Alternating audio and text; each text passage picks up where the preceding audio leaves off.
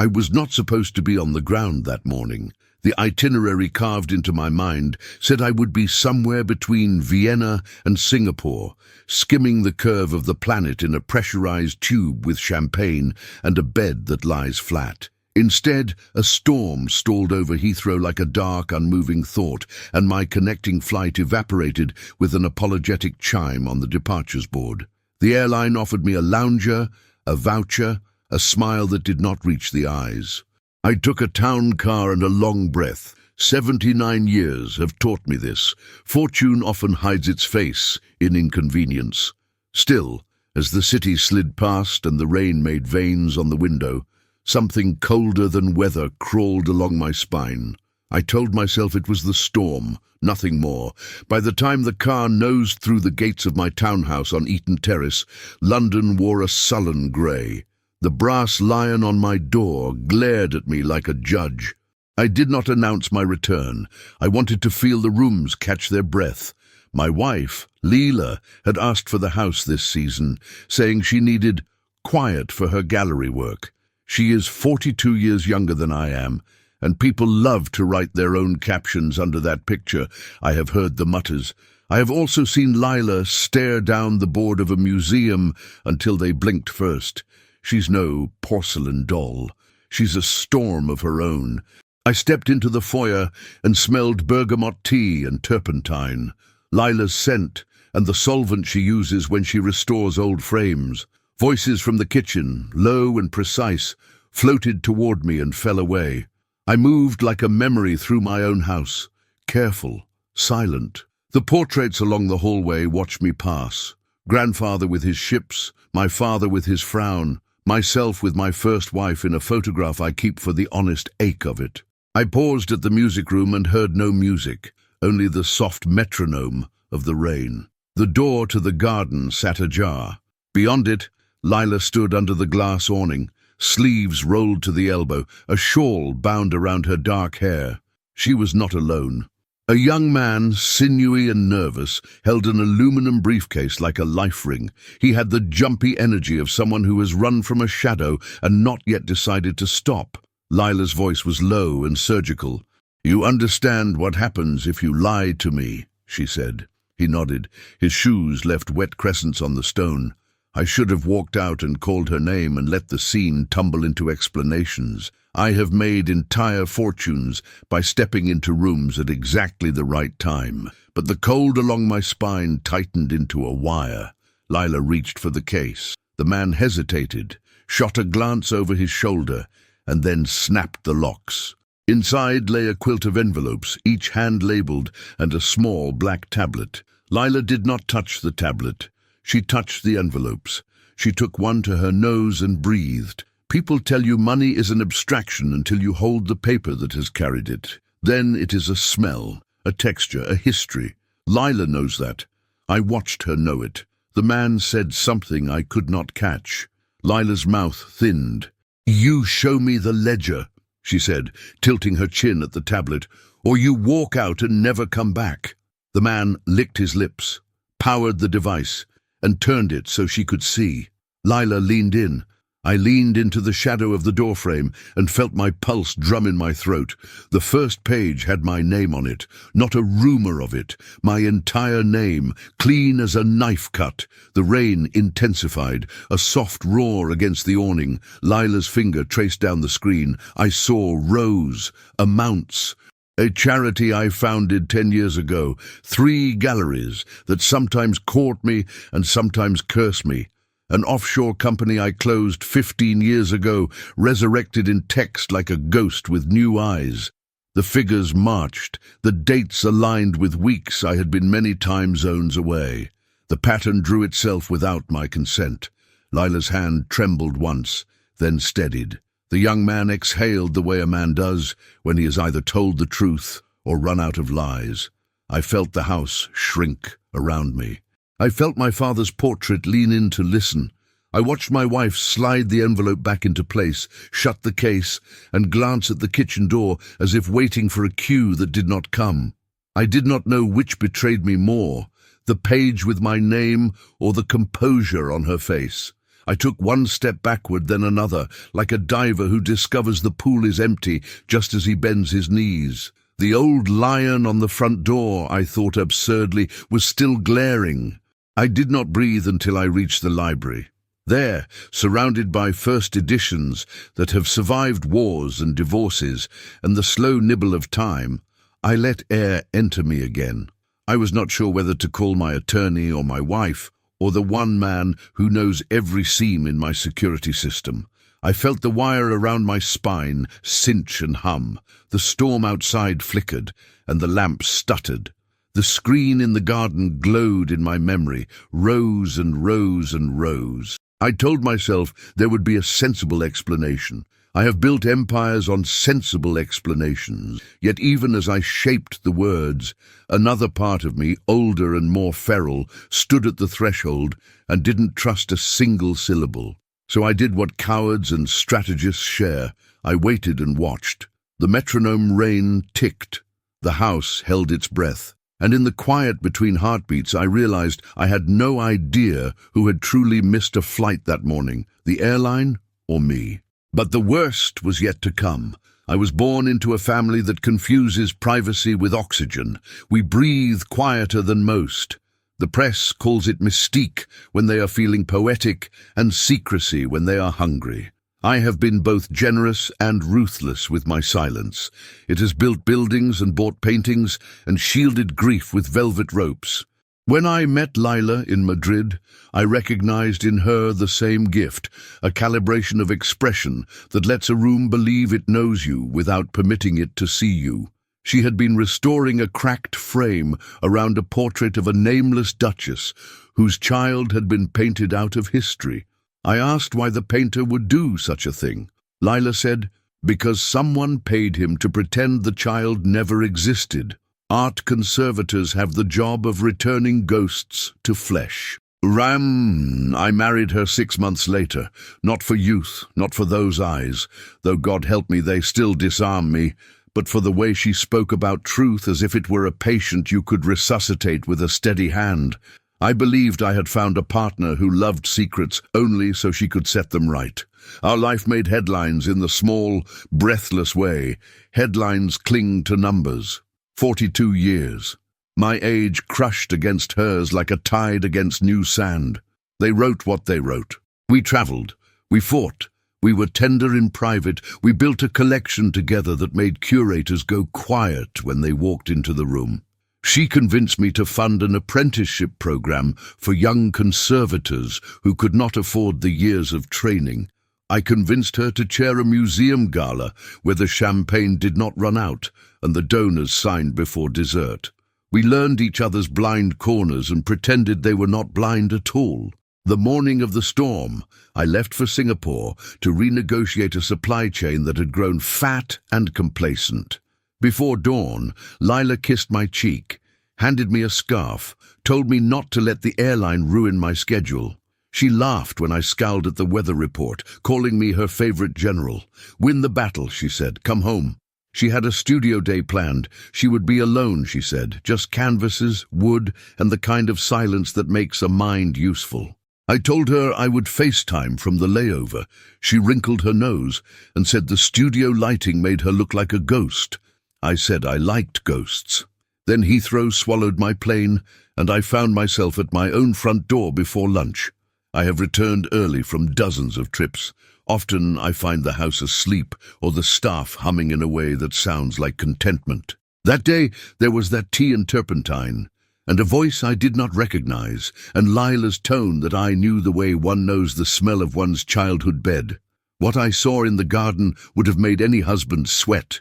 The briefcase, the tablet with my name staring back at me like a verdict, Lila's steady hand, the rain muting the edges of the world so that only those rows existed.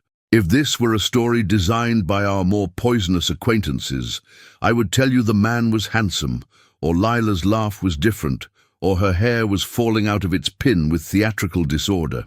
But the truth is worse for being precise. There was nothing romantic in that scene, only business, grim and surgical, a transaction conducted with a seriousness that suggested danger to bone and future, not romance. That should have calmed me. It did not. Because if this was business, it was a business I had not authorized and did not understand. And the ledgers invoked my name with an intimacy that sounded like a forged signature, whispered through a locked door. I want you to hear me now, to lean close the way a confidant leans when the room is too bright with other people. You think wealth buys certainty. It buys choices, not certainty. It buys a longer drawbridge, a thicker wall, a better attorney when the siege engines roll. But in the first minute after I saw that tablet, I was not a tycoon or a patron or a strategist. I was an old man holding a house key that suddenly felt like it belonged to someone else. You have never seen your future blur? You will. It happens in a sentence or in a spreadsheet. It happens when the person you would trust to cut you open and remove a bullet is the person holding the knife and the bullet at the same time. If you are hearing this, it is because you understand the animal inside a human heartbeat when it senses a trap and cannot locate the teeth. I'm going to tell you what happened next, because I owe it to the part of me that still believes secrets can be set right. I will tell you about the man with the briefcase and the numbers that wore my name and why Lila did not flinch. I will tell you about the archive in the basement nobody but me uses, and the painting that started to rot from the inside the week we bought it, and the text that arrived on my phone with a single word that turned my blood to sleet.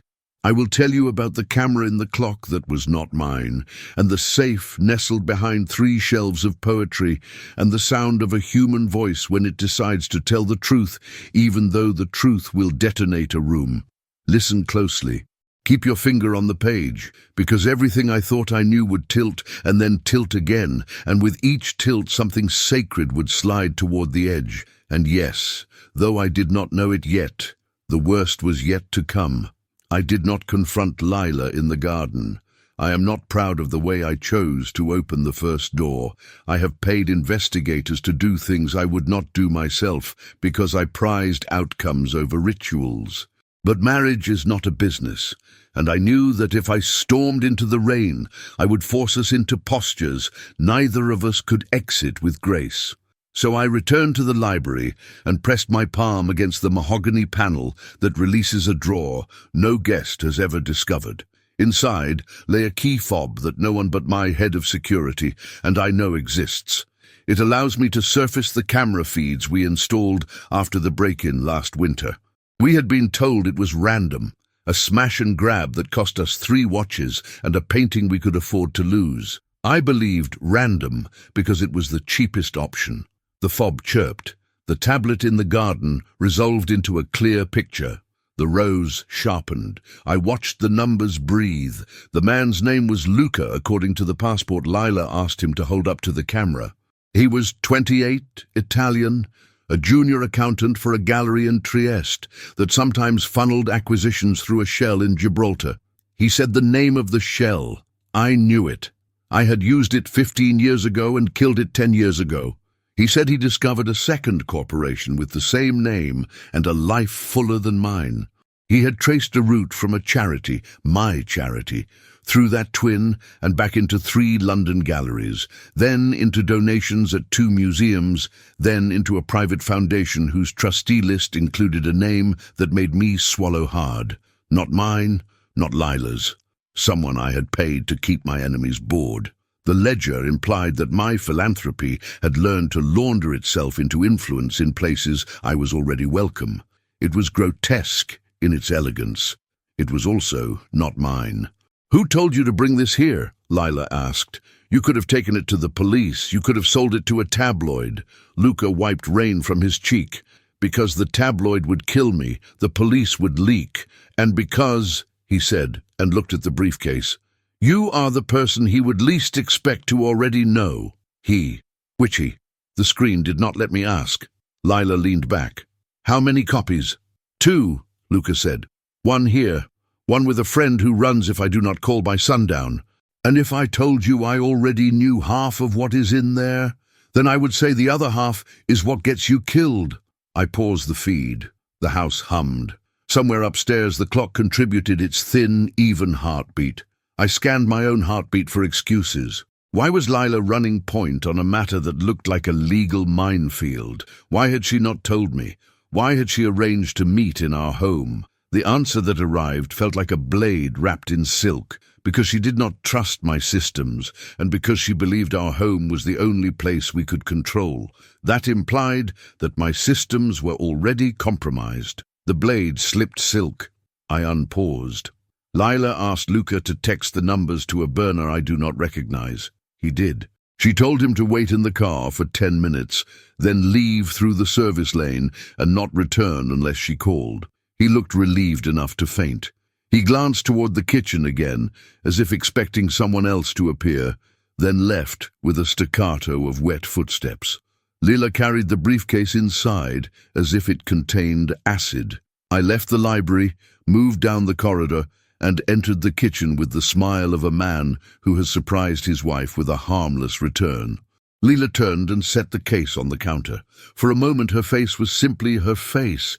Then she saw the angle of my smile and the way my hand did not open, and her expression changed into the thing it becomes when a painting is found to be counterfeit. Disappointment, pity, then resolve. "You missed your flight," she said. "The storm," I said. "You should have called. I wanted to see your face when you saw mine. We are past that kind of poetry." Apparently. Silence. The clock on the shelf cut the seconds. "What is in the case, Lila?" She held my eyes. "Proof of what? That someone is using your name and your charity and your old ghosts to tie you to a machine that does not belong to you. And you met him here because? Because I believe our phones are listening to different masters than we pay," she said. "Because he was afraid, and because one of your board members has a habit of hiring second-rate villains who think third-rate tricks are genius." "It would be which board member?" She did not answer. She slid the tablet toward me. My name was still a wound. The ledger bloomed. I did not recognize some of the entities. Others I knew in a way that made my teeth ache. The offshore twin. The museum that has never once asked me for money without implying I thirsted to be thanked from a podium. A foundation that sends newsletter photos of brown children holding soccer balls branded with a donor's name. I felt the wire tighten. "You could have told me," I said. "You fired 2 people last year for discovering problems you were not prepared to solve," she said softly. "I could not risk being the 3rd. That is not fair." "No, it is accurate." I reached for the case, for the envelopes that smelled like paper and panic. Lila's hand covered mine. It was warm. "You need to know the other half," she said. "Who else knows? And who is counting on you to explode?" The clock's heartbeat sounded too loud. I remembered the break-in. I remembered the way the panel had been pried, with more respect than a random thief would have shown. I remembered I had blamed the staff, because blaming the staff is what men like me do when the world stutters. Lila looked at the clock, then back to me. Her gaze said, without words, that I was staring into a mirror with the features rearranged. "Say the name," I said. "Not yet," she said, "because once you hear it, we cannot pretend anymore. And when we cannot pretend, whoever is listening will stop listening and start acting." "Who is listening?" "Your head of security," she said, "and the person who supplies his overtime budget." I swallowed. I did not look at the clock again. The clock was suddenly heavy with purpose. I have purchased clocks that cost more than a decent car. I have never hated one until then. Lila moved quietly to the shelf, lifted the clock, and without ceremony dropped it into the sink. The sound it made was not a clock sound. It was the thump of a small body that does not belong in water. She turned the tap. The screen in the library blinked to snow. I had the indecent urge to applaud, and the more honest urge to vomit. My phone vibrated. A text. A single word. Delay. I do not belong to people who one-word me. I looked at Lila. She looked at the phone, and then at me with a question that was not a question. "Who?" she said. I said the name before I could stop myself. A name with a smile that never reached the eyes. A name that sits on 3 boards and 1 secret. A name I had elevated because I preferred his quiet to other men's noise. Lila flinched as if I had hurled something. She took the phone gently, as if taking a knife from a child. "He thinks the camera is dead," she said. "He thinks we are now blind. He thinks the next text will land you in a meeting you cannot refuse." "Where?" I said. She thumbed in a number on the burner. "At your club, in the Red Room. They will say it is about a pledge." I laughed without humor. "Of course, the Red Room." Lila's eyes sharpened. "Listen to me," she said. "Nothing you hear there will be about money. It will be about leverage. They will show you pictures. They will use your charity as a handle. They will tell you your age has finally become a vulnerability. And you. I will be upstairs in the archive," she said, "retrieving the folder you forgot you hid. I do not forget my own walls. You forgot this one," she said, "because you did not build it." Lila walked out with the case. I stared at the sink, where the clock lay drowned. My hand shook. My father's portrait, if it could have, would have asked me if I still believed secrecy was oxygen. The storm outside eased by a note. The house exhaled and inhaled again.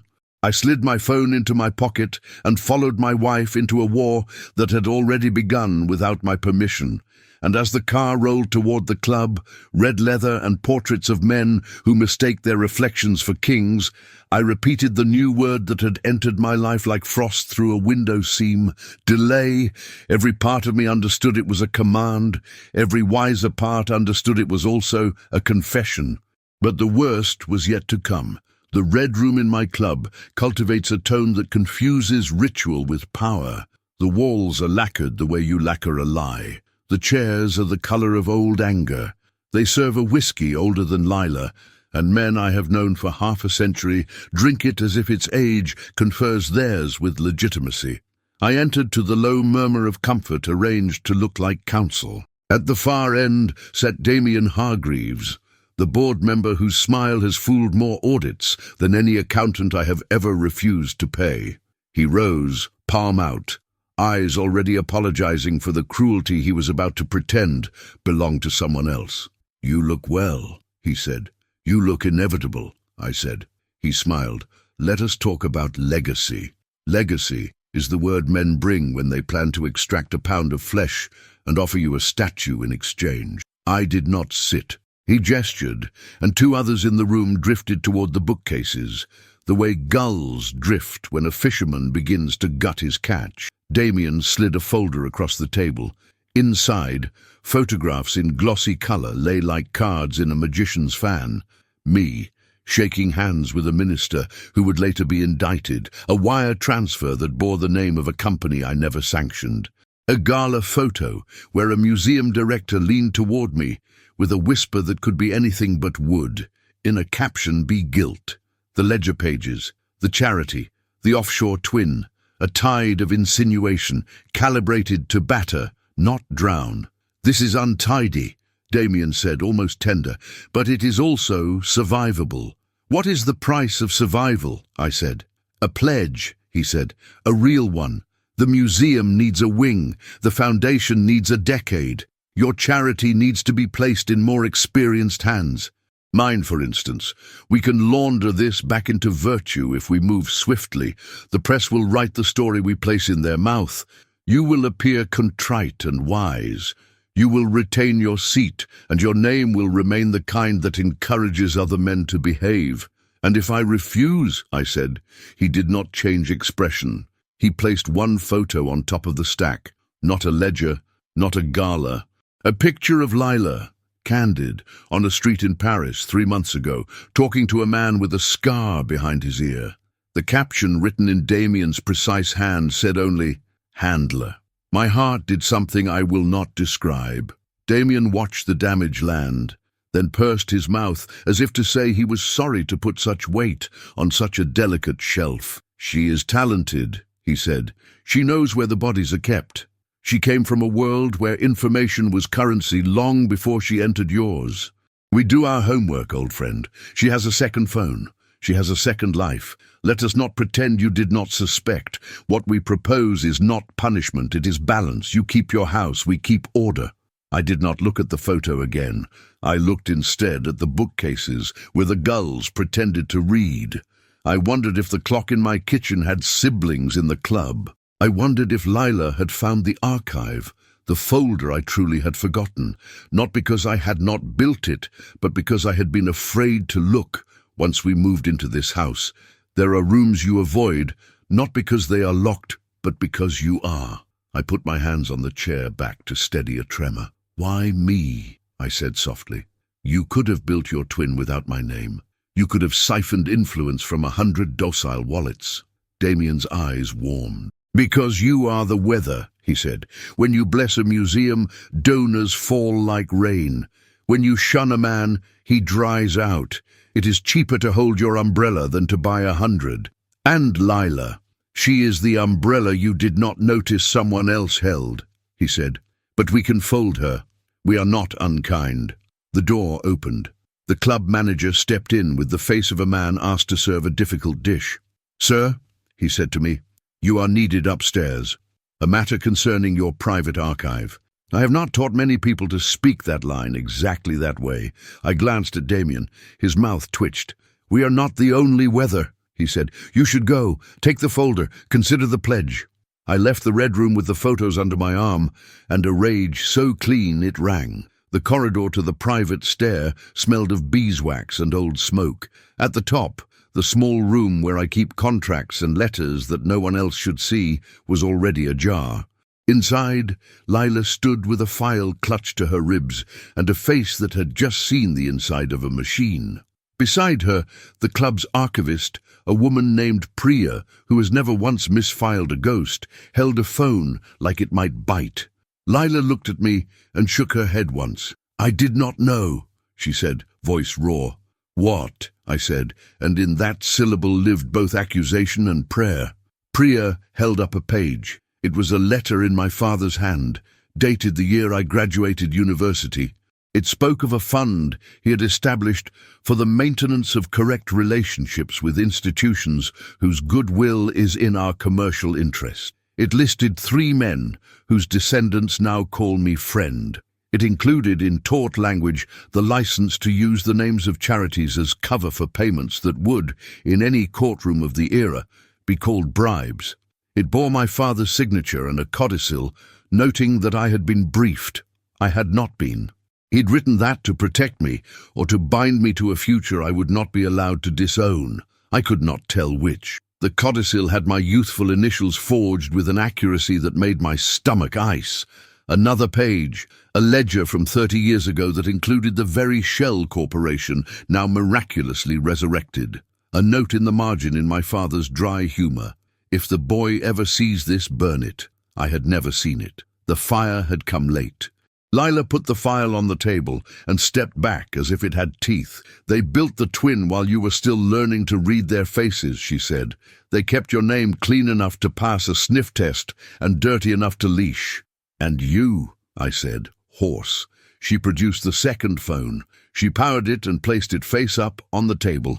Messages, dozens, from someone labeled A. They were not romantic. They were instructions. Meet here. Photograph this crate list. Send a shot of the back of the frame. Collect the serial of the shipment. Do not be seen. The last one, marked that morning. Delay. I took the job before I met you, Lila said. I took it because I owed a debt to a person who paid for my schooling when I had none. I was supposed to catalogue the flows of influence that move through men like you the way current moves through copper. After Madrid, I tried to quit. They said I could switch targets to your enemies. I said yes to buy time to untangle myself. I married you, and for the first time in a decade, I believed I could invent a life without a handler. But the debts we take when we are young do not care about our new vows. I stared at the phone. The messages were the anatomy of a surveillance I had not noticed because it wore the clothes of art. Lila's hands shook. When Luca came, she said, I realized the machine had turned to point at you, not as a subject to be mapped, but as a man to be broken into sponsorship. I could not allow that. I invited him to the house because I did not know which rooms in our life are still ours. Who is A? I said. Priya's phone chimed. She glanced down, then up, eyes wide.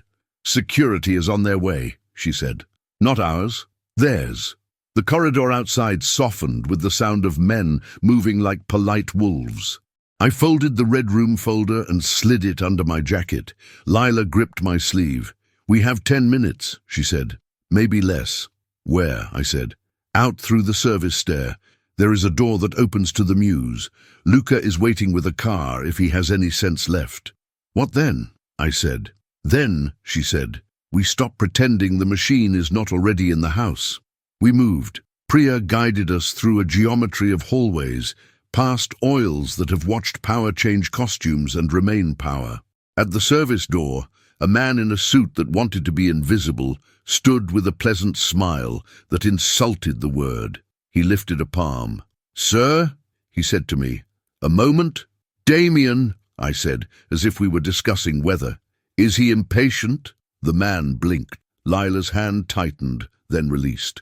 She stepped sideways as if adjusting her shawl, and I saw for the first time something I should have seen the day I watched her resurrect the Duchess's erased child. She identifies the weak seam and presses. Her elbow caught the fire alarm. The corridor inhaled and screamed. The pleasant smile vanished. The man reached for his lapel. I reached for his wrist with a speed that surprised me and an accuracy that pleased an old instructor who once taught me that old men who survive do so by refusing to be as slow as the calendar says. His radio clattered. Priya opened the door. Rain, air, a car idling. We ran the way rich people never think they will have to run. Into the car, doors.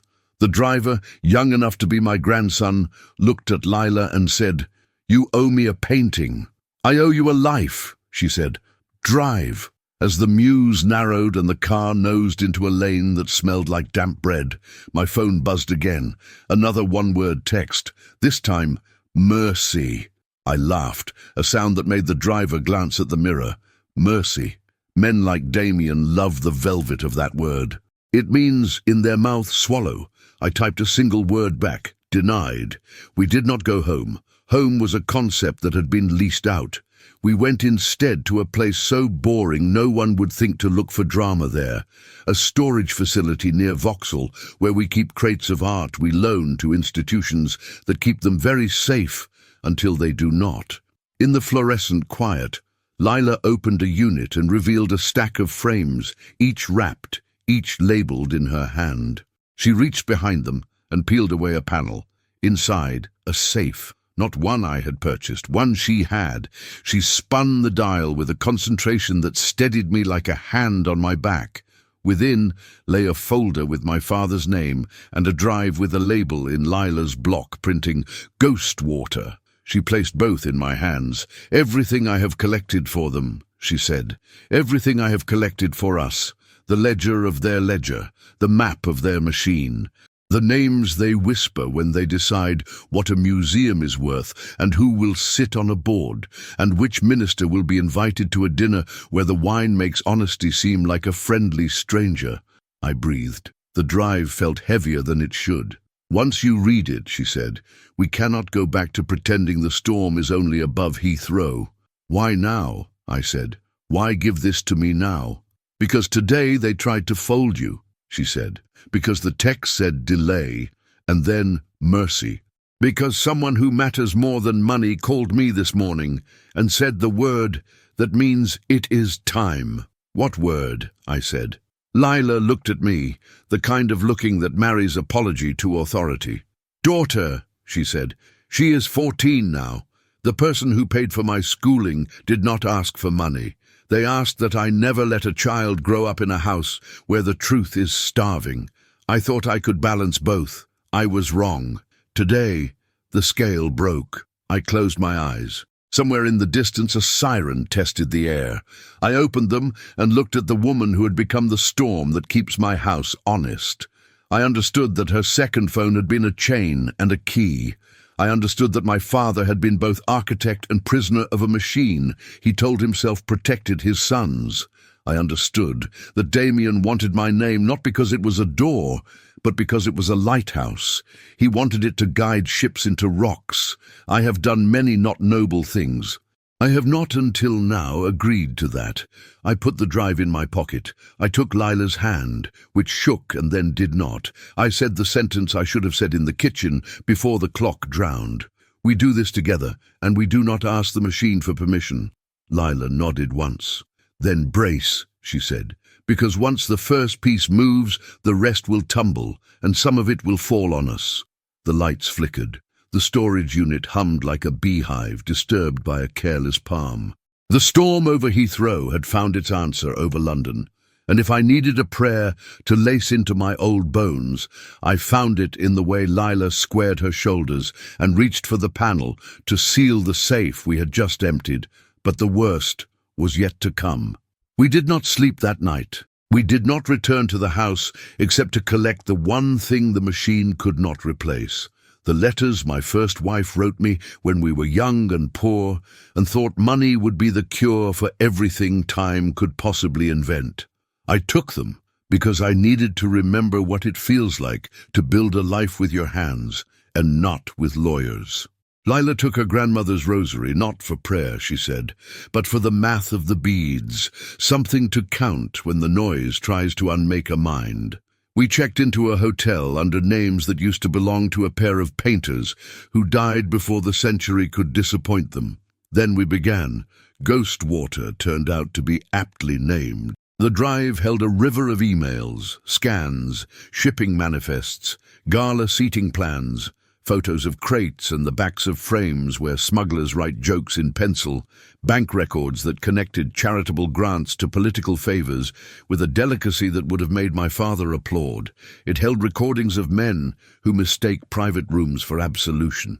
It held Damien's voice saying, with a weary kindness, "We do this so the museums can remain the conscience of cities," and another voice answering, "Conscience without consequence is just taste."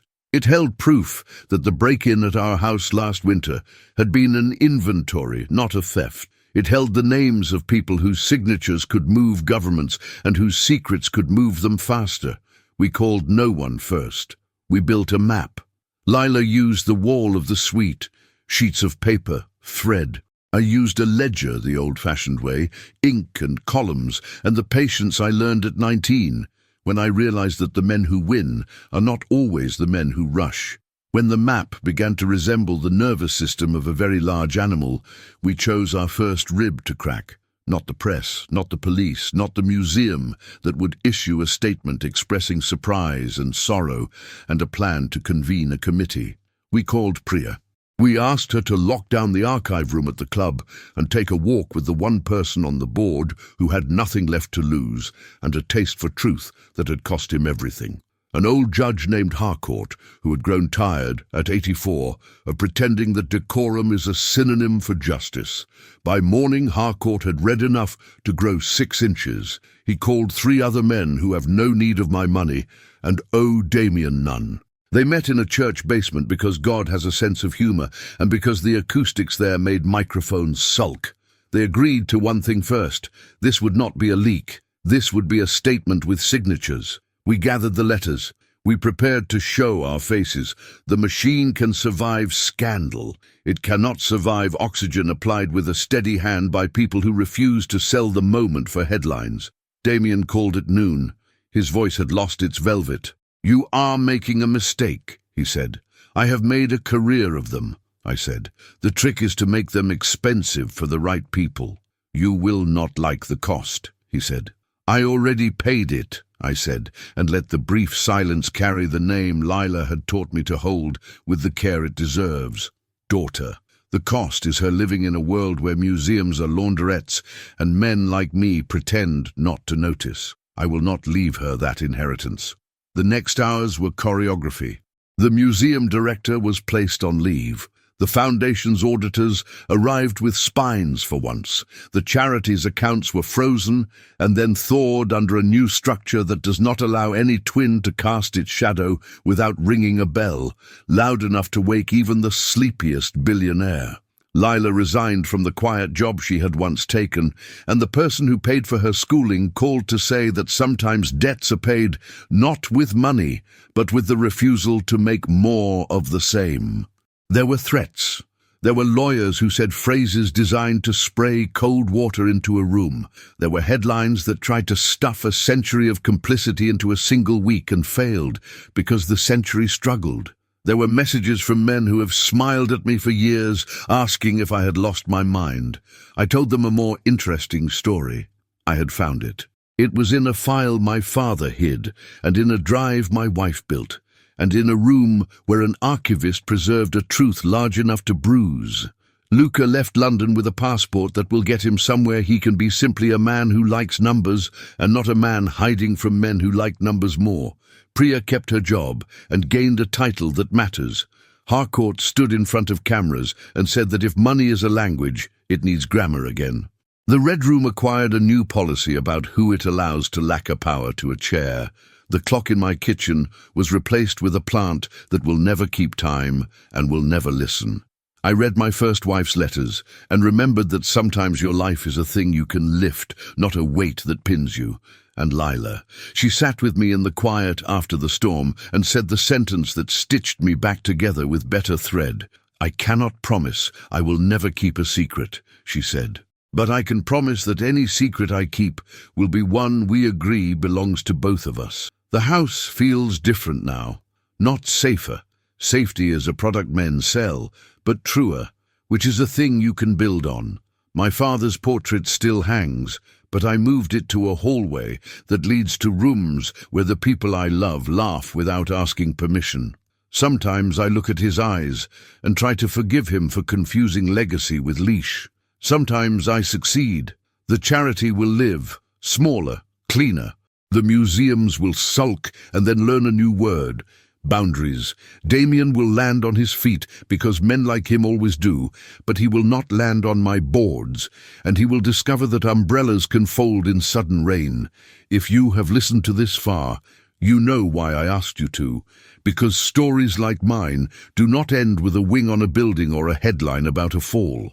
They end when someone in a room where power has grown bored decides to reopen a window and let the air in.